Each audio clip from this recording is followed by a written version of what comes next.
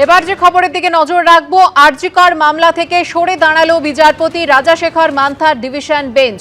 হাইকোর্টের প্রধান বিচারপতির কাছে ফেরত গেল মামলা। কি জানালেন বিচারপতি, বিস্তারিত জানবো। কথা বলবো আমাদের প্রতিনিধি সৌভিক মজুমদারের সঙ্গে।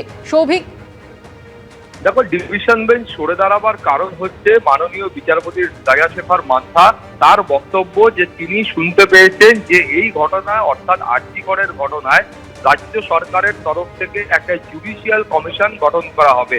ফলে যদি একটা জুডিশিয়াল কমিশন গঠন করা হয় তাহলে এক্ষেত্রে যা বিচার প্রক্রিয়া আছে বা যে পরবর্তী পর্যায়ের ইনভেস্টিগেশন আছে সেটা কিন্তু সেই জুডিশিয়াল কমিশনের যারা সদস্য হবেন তারা খতিয়ে দেখবেন। ফলে এই দীর্ঘ যে মামলা রয়েছে সেই মামলা শোনার এই মুহূর্তে কলকাতা হাইকোর্টের আপাতত কোনো প্রয়োজনীয়তা নেই বলে তিনি মনে করছেন এবং সেই কারণে এই মামলা তিনি প্রধান বিচারপতির কাছে ফেরত পাঠিয়েছেন।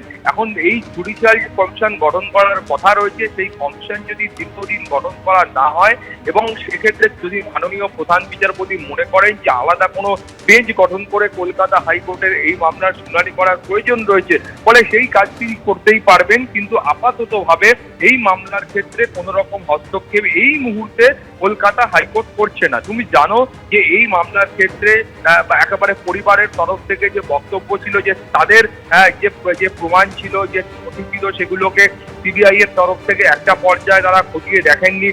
তাদের যে অভিযোগ ছিল সেইগুলো সিবিআই এর আধিকারিকরা খতিয়ে দেখেননি এবং তার পাশাপাশি এই মামলার যে ইনভেস্টিগেশন ছিল সেটাও সঠিকভাবে হয়েছে বলে তারা মনে করছেন না।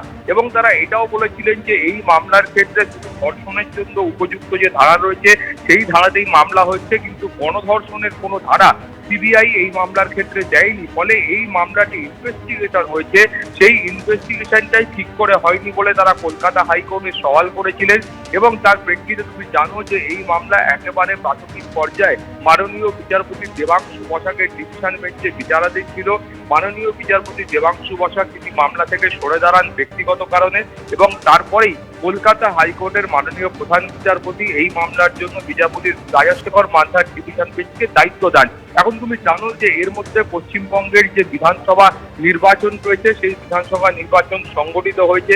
এ রাজ্যের ক্ষমতার পালাবদল ঘটেছে, তৃণমূল সরকারের পরিবর্তে এখন এ রাজ্যে বিজেপি সরকার রয়েছে। ফলে বিজেপি সরকারের তরফ থেকে এই ঘোষণা করা হয়েছে বলে মাননীয় বিচারপতি তিনি বলেছেন।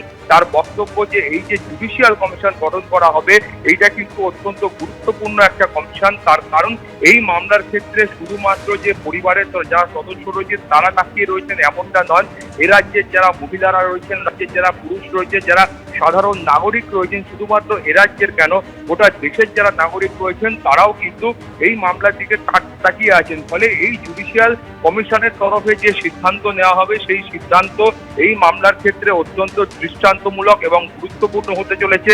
এবং সেখানে মাননীয় বিচারপতিরা বলছেন যে কলকাতা হাইকোর্টে এই মুহূর্তে মামলার যে চাপ রয়েছে সেই চাপের মুখে এই মামলার যে বিচার প্রক্রিয়া সেটা কতটা দীর্ঘমেয়াদী বা সুষ্ঠুভাবে করা সম্ভব বা কতটা সময় দেওয়া সম্ভব সেই নিয়েও একটা সংশয় রয়েছে। ফলে এই মামলার ক্ষেত্রে যদি আলাদা করে একটা জুডিশিয়াল কমিশন গঠন করা হয় সেক্ষেত্রে কিন্তু সেখানেই শুধুমাত্র এই মামলার বিচার প্রক্রিয়া চলবে এবং সেখানে পরিবারের তরফ থেকে যা বক্তব্য আছে তারা বিস্তারিতভাবে পেশ করতে পারবেন। সিবিআই বা অন্যান্য পক্ষের যারা আইনজীবীরা রয়েছেন, যে ব্যক্তিরা রয়েছে তারা নিজেদের বক্তব্য পেশ করতে পারবেন। ফলে সেখানকার কমিশনের সামনে এই যে বিচার প্রক্রিয়া হবে সেইটা অনেক দীর্ঘমেয়াদী এবং সুষ্ঠুভাবে হবে বলে তারা মনে করছেন এবং সেই কাজটা কিন্তু কলকাতা হাইকোর্টেরও পরবর্তী ক্ষেত্রে কাজে লাগবে বলে মাননীয় বিচারপতি তিনি মনে করছেন এবং সেই কারণেই তিনি আপাততভাবে এই মামলা থেকে সরে দাঁড়িয়েছেন। মামলা প্রধান বিচারপতির কাছে ফেরত গেছে। জুডিশিয়াল কমিশন গঠন হলে সেখানে বিচার হবে, আর জুডিশিয়াল কমিশন গঠন না হলে সেক্ষেত্রে মাননীয় প্রধান বিচারপতি মনে করলে তিনি কিন্তু এই মামলার জন্য অন্য বেঞ্চ নির্দিষ্ট করবেন এবং সেখানেই পরবর্তী পর্যায়ে বিচার প্রক্রিয়া এগোবে।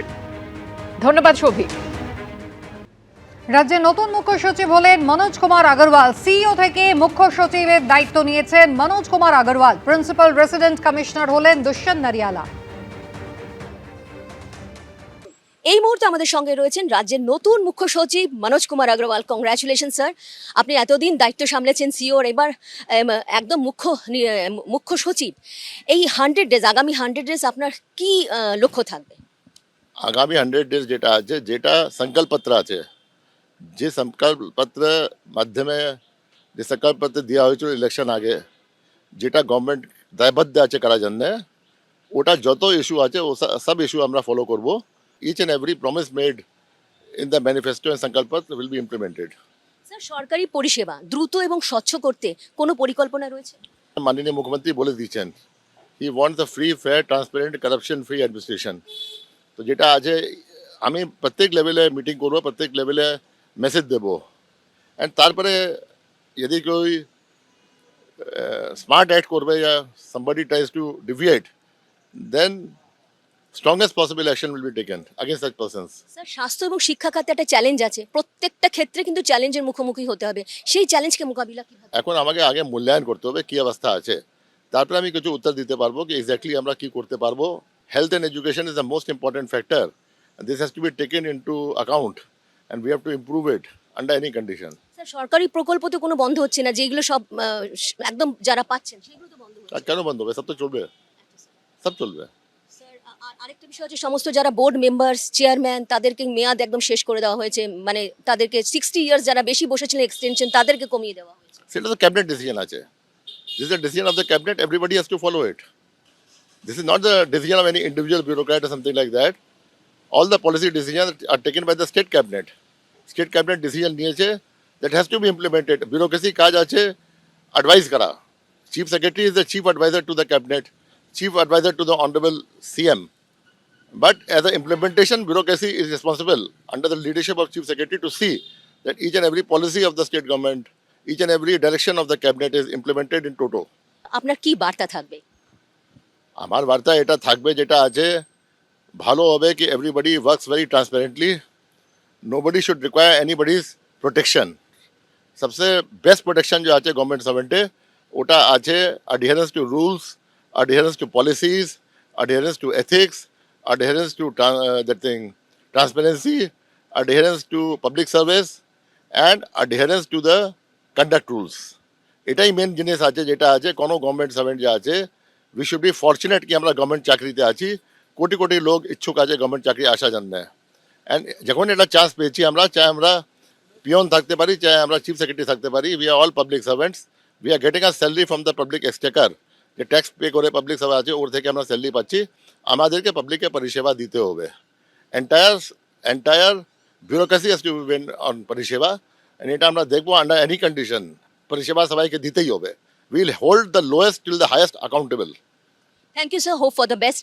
আমাদের সঙ্গে ছিলেন মুখ্য সচিব, নতুন মুখ্য সচিব, এবং তিনি বললেন স্বচ্ছ পরিষেবা এটাই হবে কিন্তু এই নতুন সরকারের লক্ষ্য। ক্যামেরায় অজয় দাসের সঙ্গে রুমা পাল, এবিপি আনন্দ, কলকাতা। এবিপি আনন্দ, এগিয়ে থাকে, এগিয়ে রাখে।